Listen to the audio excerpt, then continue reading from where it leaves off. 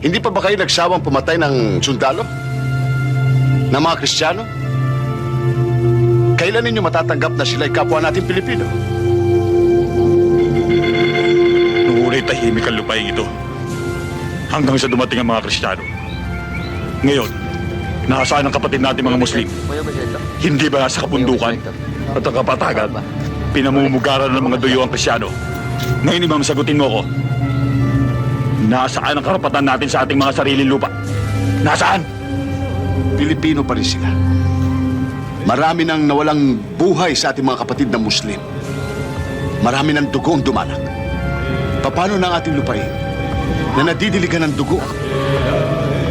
Meron pa ba tayong malalakaran? Na sa bawat hakbang ay hindi kakatas ang dugo mula sa lupa. Dugo ng mga Kristiyano at dugo ng mga Muslim.